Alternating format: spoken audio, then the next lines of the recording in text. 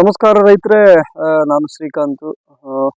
ಇವತ್ತಿನ ಟಾಪಿಕ್ ಇರುತ್ತೆ, ದಾಳಿಂಬೆ ಕೃಷಿ ಮಾಡಬೇಕಾದ್ರೆ ಏನೆಲ್ಲ ಸಂಗತಿಗಳನ್ನು ತಿಳ್ಕೊಂಡಿರ್ಬೇಕು, ಯಾವ ವಿಷಯಗಳ ಬಗ್ಗೆ ತಿಳ್ಕೊಂಡಿರ್ಬೇಕು, ಯಾವ ಪ್ರಾಕ್ಟೀಸ್ಗಳ ಬಗ್ಗೆ ಏನಿರುತ್ತಲ್ಲ ಅಂತ ಸ್ವಲ್ಪ ಚರ್ಚೆ ಮಾಡ್ತೀನಿ.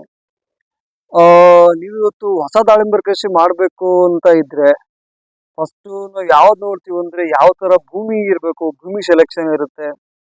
ಅದಾದ್ಮೇಲೆ ಯಾವ ತರ ವೆರೈಟಿ ತಗೋಬೇಕು, ಯಾವ ವೆರೈಟಿ ನಾವು ಇವತ್ತು ಮಾಡಬೇಕಾಗಿದೆ, ವೆರೈಟಿ ಸೆಲೆಕ್ಷನ್ ಇರುತ್ತೆ. ಅದಾದ್ಮೇಲೆ ನಮ್ಗೆ ಪ್ಲಾಂಟಿಂಗ್ ಮೆಟೀರಿಯಲ್ ಏನಿರುತ್ತೆ, ಮತ್ತೆ ಸ್ಪೇಸಿಂಗ್ ಯಾವ ತರ ಇರುತ್ತೆ, ಅದಾದ್ಮೇಲೆ ವಾಟರ್ ಮ್ಯಾನೇಜ್ಮೆಂಟ್ ಯಾವ ತರ ಇರುತ್ತೆ ಅಂತ ಒಂದೊಂದಾಗಿ ಇವತ್ತು ಒಂದೊಂದು ಟಾಪಿಕ್ ಒಂದೊಂದು ಸೆಕ್ಷನ್ ಅಲ್ಲಿ ಮಾತಾಡ್ಕೊಂಡು ಹೋಗೋಣ. ಫಸ್ಟ್ ರೈತರೆ, ಇವತ್ತು ನೀವು ದಾಳಿಂಬೆ ಸಸಿ ನಾಟಿ ಮಾಡಬೇಕಾದ್ರೆ ಕೆಲವು ಕಡೆ ನಡುವಿಕೆ ಅಂತಾರೆ, ನಮ್ಮ ಉತ್ತರ ಕರ್ನಾಟಕ ಭಾಷೆದಲ್ಲಿ ಸಸಿ ಹಚ್ಚೋದಂತಾರೆ, ಕೆಲವು ಕಡೆ ಸೌತ್ ಕರ್ನಾಟಕ ಕಡೆ ಏನಂತಾರೆ ಸಸಿ ಹೂಣ್ಕೊಳ್ಳೋದಂತಾರೆ. ಸೊ ಇವತ್ತು ನಾವು ಸಸಿ ನಡುವಿಕೆ ಅಂತ ಈ ಪದ ಬಳಸ್ಕೊಂಡು ಮಾತಾಡ್ತೀನಿ. ಕೆಲವು ಕಡೆ ಕನ್ಫ್ಯೂಸ್ ಆಗ್ತದೆ, ನಡುವಿಕೆ ಅಂದ್ರೇನು, ಹಚ್ಚುವುದಂದ್ರೇನು, ಹೂಣುವುದಂದ್ರೇನು, ಸುಮಾರು ಪದಗಳಲ್ಲೇ ಕನ್ಫ್ಯೂಷನ್ ಆಗ್ತದೆ. ಸೊ ಇವತ್ತು ನಾವು ನಡುವಿಕೆ ಬಗ್ಗೆ ಮಾತಾಡ್ತೀನಿ. ಫಸ್ಟ್ ನಾವು ದಾಳಿಂಬೆ ನಡಬೇಕಾದ್ರೆ, ಇವತ್ತು ಹಚ್ಚಬೇಕಾದ್ರೆ ಭೂಮಿ ಸೆಲೆಕ್ಷನ್, ಮಣ್ಣು ಯಾವ ತರ ಇರಬೇಕು, ಮಣ್ಣು ಪರೀಕ್ಷೆ ಮಾಡೋದೇನು ಅವಶ್ಯಕತೆ ಇರಲ್ಲ. ಮಣ್ಣು ಯಾವ ತರ ಇರಬೇಕು, ಯಾವ ಮಣ್ಣಿಗೆ ಬೆಡ್ಗಳನ್ನ ರೈಸ್ ಮಾಡಬೇಕು, ಯಾವ ಮಣ್ಣಿಗೆ ಬೆಡ್ ರೈಸ್ ಮಾಡಬಾರ್ದು ಅನ್ನೋದಾಗಿ ನಾವು ಮಾತಾಡೋಣ. ಇವತ್ತು ತಗೋಬೇಕಂದ್ರೆ ನೀವು ರೆಡ್ ಸಾಯಿಲು ಈ ತರ ಕೆಂಪು ಮಣ್ಣಲ್ಲಿ ಏನಾದ್ರು ಮಾಡಂಗಿದ್ರೆ ಈ ತರ ಸಾಲುಗಳು ಹಾಕೊಂಡು ನೀವು ನಾಟಿ ಮಾಡ್ಕೊಬಹುದು, ಗಿಡ ಹೂಣ್ಕೊಬಹುದು, ಇಲ್ಲ ಗಿಡ ಹಚ್ಕೊಬಹುದು. ಸೊ ಅದನ್ನೇ ಹೋಗ್ಬಿಟ್ಟು ನೀವು ಬ್ಲ್ಯಾಕ್ ಸಾಯಿಲ್ ಅಲ್ಲಿ ಏನಾದ್ರು ಕಲ್ಟಿವೇಶನ್ ಮಾಡಂಗಿದ್ರೆ ಅಲ್ಲಿ ನೀವು ಮಿನಿಮಮ್ ಒಂದು ಅರ್ಧ ಅಡಿ ಬೆಡ್ ರೈಸ್ ಮಾಡ್ಕೊಂಡು ನೀವು ಅದ್ರ ಮೇಲೆ ಗಿಡನ ನಡುವಿಕೆ ಮಾಡ್ಕೊಳ್ಳೋದು ಸೂಕ್ತವಾಗಿರುತ್ತೆ. ಯಾಕಂದ್ರೆ ಬ್ಲ್ಯಾಕ್ ಸಾಯಿಲ್ ಅಲ್ಲಿ ವಾಟರ್ ಹೋಲ್ಡಿಂಗ್ ಕೆಪಾಸಿಟಿ ಜಾಸ್ತಿ ಇರುತ್ತೆ. ಸೊ ಅದೇನ್ ಮಾಡುತ್ತೆ, ಜಾಸ್ತಿ ನೀರು ಬಿದ್ದು ಬಿದ್ದು ಬಿದ್ದು ನಮ್ಗೆ ಫಸ್ಟ್ ಗಿಡ ಸಸಿ ಫಸ್ಟ್ ಮಂತ್ ಅಲ್ಲೇ ನಾವು ಕಾಲ ರಾಟಿಂಗು ಆಗ್ಬಹುದು. ಸೊ ಅದನ್ನೇ ಮುಂದೆ ಹೋಗಿ ನಮ್ಗೆ ವಿಲ್ಟ್ ಕೂಡ ಆಗ್ಬಹುದು. ಸೊ ಅದಕ್ಕೆ ಬಿದ್ದಿರುವಂತ ನೀರು ಬೆಡ್ ಮೇಲೆ ಬಿದ್ದು ಬಿಟ್ಟು ಕೆಳಗಡೆ ಜಾರ್ಕೊಂಡು ಹೋಗ್ಬಿಟ್ಟು ಒಂದ್ ದಡ ಸೇರ್ಬೇಕು ಅನ್ನೋದು ಕಾನ್ಸೆಪ್ಟ್ ಅಲ್ಲಿ ನಾವು ಬೆಡ್ ರೈಸ್ ಮಾಡ್ಕೊಂತೀವಿ.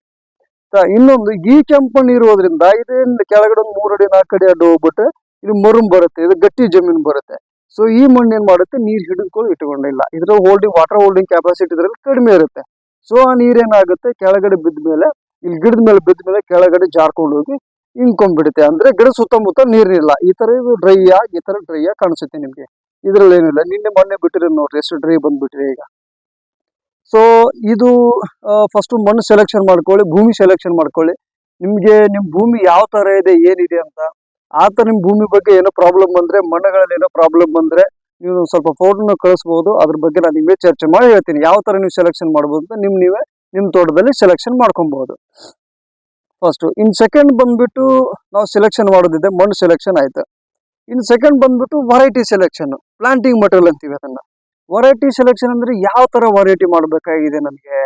ಇವಾಗ ಟಿಶ್ಯೂ ಕಲ್ಚರ್ ಹೋಗ್ಬೇಕಾ, ಇದು ಕಲ್ಚರ್ ಮೆಥಡ್ ಆಯ್ತು. ವೆರೈಟಿ ಇವಾಗ ಸುಮಾರು ವೆರೈಟಿಗಳು ನಾವು ಮಾಮೂಲಿ ಸುಮಾರು ಹೋಗೋದು ನಮ್ಗೆ ಸೂಪರ್ ಭಾಗೋ ನಾವು ಹೋಗ್ತಾ ಇದೀವಿ ಈಗ, ಕರೆಕ್ಟಾ. ಸೂಪರ್ ಭಾಗೋ ವೆರೈಟಿ ಸೆಲೆಕ್ಷನ್ ಮಾಡ್ಕೊಂಡ್ವಿ. ಅದ್ರಲ್ಲಿ ಪ್ಲಾಂಟಿಂಗ್ ಮಟೀರಿಯಲ್ ಯಾವ್ದು ಮಾಡ್ಕೊಬೇಕು, ಗೂಟಿ ಮಾಡ್ಕೊಬೇಕಾ, ಇಲ್ಲ ಟಿಶ್ಯೂ ಕಲ್ಚರ್ ಮಾಡ್ಕೊಬೇಕಾ, ಇಲ್ಲ ಕ್ಲೋನ್ ಮಾಡ್ಕೊಬೇಕಾ, ಇದ್ರಲ್ಲಿ ನಮ್ಗೆ ಒಂದು ಸಮಸ್ಯೆ ಕಾಡ್ತದೆ. ಕೆಲವು ಜನ ಅವ್ರವ್ರ ಪ್ರಾಕ್ಟೀಸ್ ಮೇಲೆ ಇದು ಚೆನ್ನಾಗಿದೆ, ಕ್ಲೋನ್ ಚೆನ್ನಾಗಿದೆ ಅಂತಾರೆ, ಕೆಲವು ಜನ ಗೂಟಿ ಚೆನ್ನಾಗಿದೆ ಅಂತಾರೆ, ಕೆಲವು ಜನ ಇಲ್ಲ ಟಿಶ್ಯೂ ಕಲ್ಚರ್ ಚೆನ್ನಾಗಿದೆ ಅಂತಾರೆ. ಇದ್ರ ಗೊಂದಲದಲ್ಲೂ ಬೀಳ್ಬೇಡಿ. ನಿಮ್ಮಲ್ಲಿ ಏನಾದ್ರೆ ಡ್ರೈ ಹ್ಯೂಮಿಡ್ ಕಂಡೀಷನ್ ಇದ್ರೆ ನೀವು ಗೂಟಿ ಹೋಗೋದು ತುಂಬಾ ಸೂಕ್ತ. ನಿಮ್ಮಲ್ಲಿ ಬಿಲೋ ಟೆಂಪರೇಚರ್ ಬರುತ್ತೆ, ನೈಟ್ ಟೆಂಪರೇಚರ್ ಜಾಸ್ತಿ ಕಡಿಮೆ ಬರುತ್ತೆ, ಮಳೆಗಾಲ ಜಾಸ್ತಿ ಆಗುತ್ತೆ, ಆ ತರ ಏನಾದ್ರೂ ಇದ್ರೆ ನೀವು ಟಿಶ್ಯೂ ಕಲ್ಚರ್ ಹೋಗೋದು ಸೂಕ್ತ. ಬಟ್ ಕ್ಲೋನ್ ಅಲ್ಲಿ ನಾವೇನು ಅಷ್ಟೊಂದು ಕಂಡಿದ್ದು ನೋಡಿಲ್ಲ, ಅದ್ ನಾವೇನು ಸಜೆಸ್ಟ್ ಮಾಡಲ್ಲ. ನಾವು ನೋಡ್ತಾ ಇರೋದು ತೋಟಗಳು, ಅದ್ರ ಬಗ್ಗೆ ನಾನೇನು ಮಾತಾಡಲ್ಲ. ಸೊ ನಾವು ನೋಡ್ತಾ ಇರೋದು ಗೂಟಿ. ಇವಾಗ ನಿಮ್ಗೆ ತೋರಿಸ್ತಾ ಇರೋ ಈ ಪ್ಲಾಟ್ ತುಂಬಾ ಗೂಟಿ ಪ್ಲಾಟ್. ಇದು ಗೂಟಿ ಪ್ಲಾಟ್ ಅಂದ್ರೆ ಈ ತರ ಇರುತ್ತೆ, ಇಲ್ಲಿಂದ ಕಟ್ ಮಾಡಿರ್ತಾರೆ, ಈ ತರ ಇದನ್ನ ಬೆಳ್ಕೊಂಡ್ ಬಂದಿರುತ್ತೆ, ಈ ತರ ಇದು ಗೂಟಿ ಪ್ಲಾಂಟೇಶನ್ ಇದೆ. ಸೊ ಇನ್ ಟಿಶ್ಯೂ ಕಲ್ಚರು ಹಾಕೊಳ್ಳಿ. ಟಿಶ್ಯೂ ಕಲ್ಚರ್ ಚೆನ್ನಾಗಿದೆ, ಅದ್ರ ಬೆಳವಣಿಗೆನೂ ಚೆನ್ನಾಗಿದೆ, ಅದ್ರ ವೆಜಿಟೇಟಿವ್ ಗ್ರೋತ್ ತುಂಬಾ ಫಾಸ್ಟ್ ಆಗಿದೆ, ಅದ್ರಲ್ಲಿ ನೀವು ಚೆನ್ನಾಗಿದೆ, ಅದ್ರಲ್ಲಿ ನಮ್ಗೆ ಚೆನ್ನಾಗಿ ರಿಸಲ್ಟ್ ಬಂದಿದೆ, ಅದ್ರಲ್ಲಿ ನಮ್ಗೆ ಹೈ ಇಲ್ಡಿಂಗ್ ಇದೆ, ಅದ್ರಲ್ಲಿ ಡಿಸೀಸ್ ರೆಸಿಸ್ಟೆಂಟ್ ಇದೆ, ಅದನ್ನ ಏನು ತೊಂದ್ರೆ ಚೆನ್ನಾಗಿಲ್ಲ. ಸೊ ಈ ಬಗ್ಗೆ ಮಾತಾಡ್ಬೇಕಾದ್ರೆ ಗೂಟಿ ಸೂಕ್ತವೋ ಟಿಶ್ಯೂ ಕಲ್ಚರ್ ಸೂಕ್ತ, ಇದನ್ನ ನಾನು ವಿಡಿಯೋ ಮಾಡಿ ನಿಮ್ಗೊಂದು ಸಪ್ರೇಟ್ ಮಾಡಿ ನಿಮ್ಗೆ ಹಾಕ್ತೀನಿ. ಅದರಲ್ಲಿ ನಮ್ಗೆ ಅಡ್ವಾಂಟೇಜಸ್ ಏನಿದೆ, ಡಿಸ್ಅಡ್ವಾಂಟೇಜಸ್ ಏನಿದೆ ಇದು ಗೂಟಿಯಲ್ಲಿ. ಇನ್ ಟಿಶ್ಯೂ ಕಲ್ಚರ್ ಅಡ್ವಾಂಟೇಜಸ್ ಏನಿದೆ, ಡಿಸ್ಅಡ್ವಾಂಟೇಜಸ್ ಏನಿದೆ ಅಂತ ಇದೊಂದು ನಾನು ನಿಮ್ಗೆ ಸೆಪ್ರೇಟ್ ಚಾಪ್ಟರ್ ಅಲ್ಲಿ ಸ್ವಲ್ಪ ಮಾತಾಡ್ತೀನಿ, ನೀವು ಅದನ್ನ ಸೆಪ್ರೇಟ್ ವಿಡಿಯೋ ಮಾಡಿ ಹಾಕಿರ್ತೀನಿ. ಸೊ ಇವಾಗ ನಾವು ಚಾಯ್ಸ್ ಮಾಡ್ತಿರೋದೇನೀಗ ಟಿಶ್ಯೂ ಕಲ್ಚರ್ ಹೋಗೋದಾ ಇಲ್ಲಿ ಗೂಟಿ ಹೋಗೋದಾ? ಇಲ್ಲಿ ನಾವು ತಗೊಂಡಿರೋದು ಗೂಟಿ ಮಟೀರಿಯಲ್. ಸರಿ ರೈತರೆ, ಒಂದೇನಾಯ್ತು ಭೂಮಿ ಸೆಲೆಕ್ಷನ್ ಆಯ್ತು, ಮಣ್ಣು ಸೆಲೆಕ್ಷನ್ ಆಯ್ತು. ಇನ್ನು ಎರಡನೇದು ಬಂದ್ಬಿಟ್ಟು ವೆರೈಟಿ ಸೆಲೆಕ್ಷನ್ ಆಯ್ತು. ಇನ್ನು ಮೂರನೇದು ಬಂದು ನೋಡ್ಬೇಕಾದ್ರೆ ಇನ್ನು ಸ್ಪೇಸಿಂಗ್ ಯಾವ ತರ ಬಿಡಬೇಕು. ಸೊ ನಾನು ಮೊದಲೇ ಹೇಳಿದೆ, ಇವಾಗ ಭೂಮಿ ಸೆಲೆಕ್ಷನ್ ಮಾಡ್ಕೊಂಡ್ಮೇಲೆನೆ ನಮ್ಮ ಮುಂದಿಂದೆಲ್ಲ ಡಿಪೆಂಡ್ ಆಗೋದು. ಇವಾಗ ನನ್ನ ಭೂಮಿ ಬಂದ್ಬಿಟ್ಟು ಕೆಂಪು ಮತ್ತು ಸ್ವಲ್ಪ ಕಪ್ಪು ಮಣ್ಣು ಮಿಶ್ರಿತ ಇದೆ, ಅದರಲ್ಲಿ ಕಲ್ಲು ಜಾಸ್ತಿಗಳಿದೆ, ಅಂದ್ರೆ ಮಡ್ಡಿ ಅಡವಿ ಅಂತೀವಿ ನಮ್ಮ ಉತ್ತರ ಕರ್ನಾಟಕ ಈ ಕಡೆ ಮೇಲಿನ ಭಾಗದಲ್ಲಿ. ಇನ್ನು ಕೆಂಪು ಮಣ್ಣಿನ ಭೂಮಿ ನಮ್ದು. ಈ ಭೂಮಿಯಲ್ಲಿ ನಾವು ತಗೊಂಡಿರೋದೇನಂದ್ರೆ ನಾನು ಗೂಟಿ ಸೆಲೆಕ್ಷನ್ ಮಾಡಿದ್ದೀನಿ. ಇದು ಯಾವ್ದಂದ್ರೆ ಸೂಪರ್ ಭಾಗವ ಬರಲ್ಲ, ಮಾಮೂಲಿ ಭಾಗವ ಬರುತ್ತೆ. ಇದನ್ನ ಮಹಾರಾಷ್ಟ್ರ ಒಂದು ಗೌರ್ಮೆಂಟ್ ನರ್ಸರಿಯಿಂದ ಕಟ್ಸ್ಕೊಂಡು ತಂದಿರೋ ಸಸಿ ಇದು ಗೂಟಿ ಇದೆ. ಗೂಟಿ ಸೆಲೆಕ್ಷನ್ ಮಾಡ್ಕೊಂಡಿದ್ದೀನಿ ನಾನು.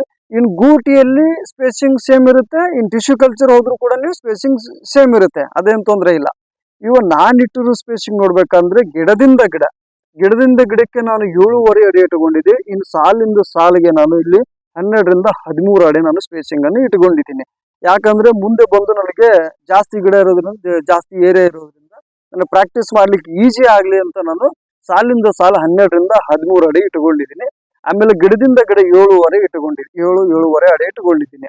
ಇದು ಯಾಕೆ 7.5 ಅಡಿ ಇಟ್ಕೊಂಡಿದ್ದೀನಿ ಅಂದ್ರೆ ಜಾಸ್ತಿ ನೋಡ್ಬೋದಾಗಿತ್ತು. ಇನ್ನು ಮಾಮೂಲಿ ಬೇಸಿಕ್ ಸ್ಪೇಸಿಂಗ್ ನೋಡ್ಕೊಳ್ಬೋದಾದ್ರೆ ನಾವು 10-15 ಮಾಡಬಹುದು, 8-12 ಮಾಡಬಹುದು, 7-12 ಮಾಡಬಹುದು.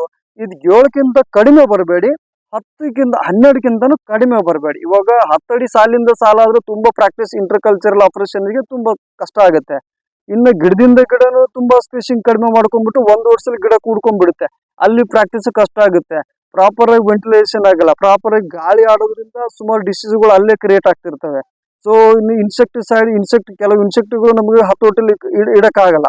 ಸೊ ಅದಕ್ಕೆ ಏನ್ ಮಾಡ್ರಿ, ಎಷ್ಟು ಸಾಧ್ಯ ಆಗುತ್ತೋ ಅಷ್ಟು ಸಾಧ್ಯ ಸಾಲಿಂದ ಸಾಲು ಜಾಸ್ತಿ ಇರ್ಲಿ, ಗಿಡದಿಂದ ಗಿಡ ಕಡಿಮೆ ಮಾಡ್ಕೊಂಡು ಏನ್ ತೊಂದರೆ ಇಲ್ಲ. ನಾನು ಇಟ್ಟಿರೋದು ಕರೆಕ್ಟ್ 7ರಿಂದ 7.5 ಅಡಿ ಇಟ್ಕೊಂಡಿದೀನಿ.